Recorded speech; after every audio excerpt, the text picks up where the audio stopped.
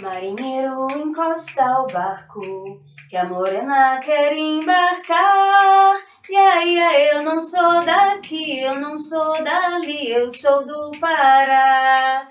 Eu não sou daqui, eu não sou dali, eu sou do Pará.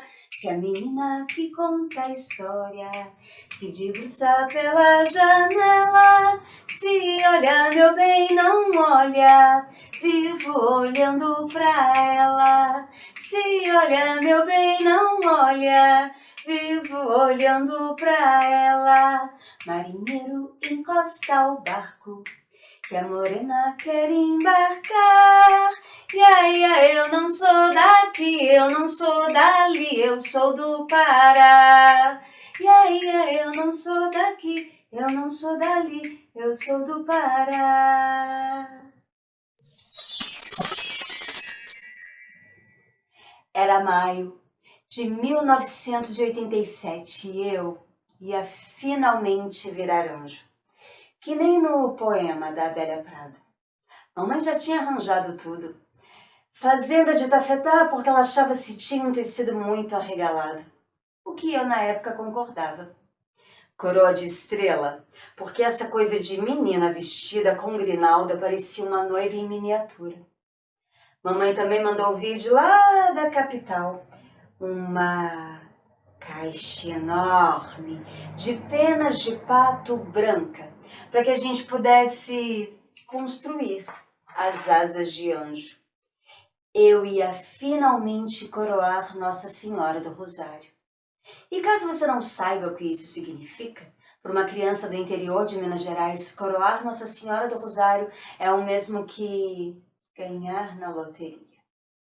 Criança mais feliz do que eu não existia naquele bairro, naquela cidade, naquele ano. Durante muitos meses, eu chegava da escola e minha mãe já me esperava na beira do fogão a lenha, enquanto a cantilena doce da máquina de costurar fazia uma doce melodia que embalava a costura do vestido de anjo. A gente construía as asas, fazia coroa e era isso. Eu era muito feliz realizando um sonho que era meu e da minha mãe. E minha mãe dizia: viu, minha chimbica, comadre Imaculada queria que você colocasse o véu, mas eu finquei o pé e disse que filha minha só coroa Nossa Senhora a mó de colocar a coroa. Ai, é tão bonito. Padre benze, sino toca, fica numa alegria danada. E assim, nós duas, juntas, íamos realizar o nosso sonho, mãe e filha. Gostava tanto quando minha mãe me chamava de Chimbica. Chimbica era o meu apelido na época. E também o apelido de todas as meninas do interior de Minas Gerais. E era assim.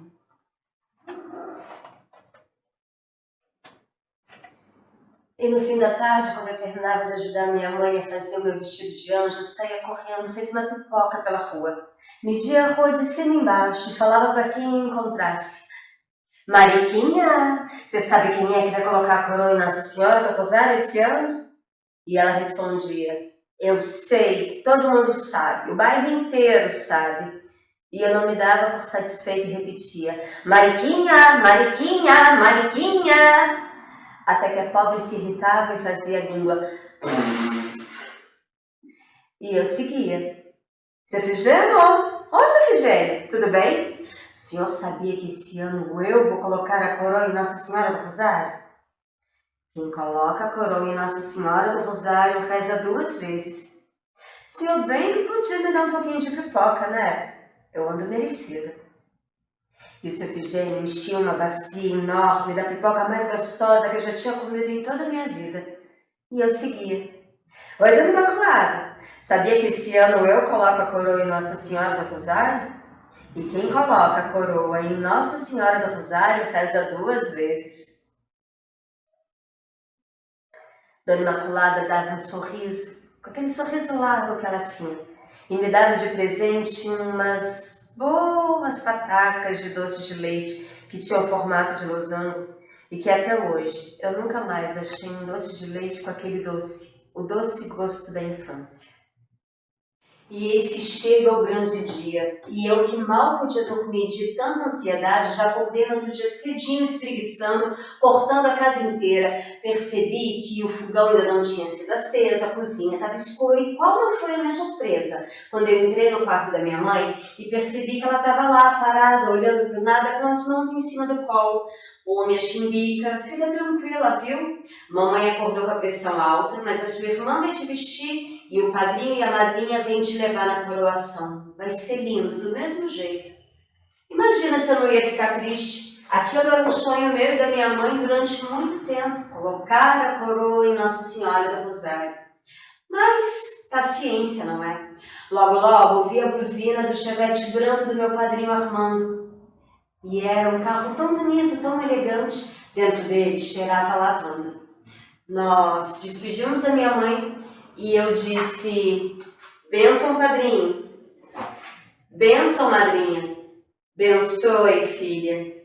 E a gente foi, cortando a rua com um chevette branco cheirando a lavanda, que dava um soninho. Quando de repente passo a mão pela minha cabeça e... padrinho, madrinha, a coroa não está aqui em cima. Ai, misericórdia, corre, Armando, dá a volta na quadra, que se a comadre Virgínia ver essa menina sem coroa é bem capaz de piorar a pressão. E assim foi. Meu padrinho deu a volta rapidinho assim pela praça. Pegamos a coroa, colocamos na cabeça e pudemos seguir caminho para a matriz. E agora meu coração estava em paz, estava tudo dando certo. Se não fosse um pequeno detalhe. De repente, no meio do caminho, a gente ouviu um barulhão. Bum! Que é isso, Armando? Misericórdia! O pneu do carro, Nininha, acaba de estourar. E então, o meu padrinho desceu para consertar o pneu do carro enquanto dizia: eu acho melhor vocês irem de táxi e eu encontro com vocês lá. Ou então essa menina vai chegar em cima da hora.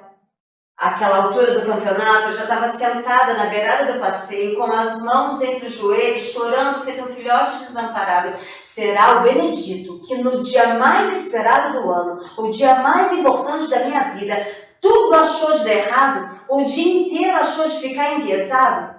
Mas a minha madrinha, que era muito doce, nem deixou a lágrima escorrer direito, já pegou na minha mão e a gente saiu correndo em direção à praça onde ficavam os táxis. E tudo teria dado certo se não fosse um pequeno detalhe. Quando a gente chegou bem pertinho do táxi, mal deu tempo da minha madrinha pegar na maçaneta e o carro, ó, saiu cantando pneu pelo caminho. Porque ele devia ir atender alguma chamada. Em 1986 era assim, as pessoas ligavam do telefone fixo para chamar os táxis. E eu, mais uma vez, sentei na calçada e comecei a chorar compulsivamente desesperada.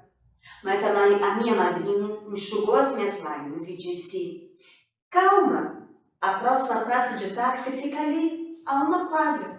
E dessa vez não era falta de táxi não, porque tinha 5 estacionados. A minha madrinha já foi abrindo a porta do carro e já foi dizendo: olha, o senhor corta pela rua de baixo para chegar na matriz, porque nós temos uma menina para levar para a coroação.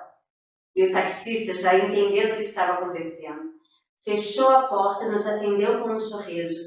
Uma volta, 2, uma descida, contorna o coreto e desce a rua de baixo. Eu já estava começando a ficar tranquila e vendo ser possível realizar o meu sonho de coroar Nossa Senhora, quando de repente...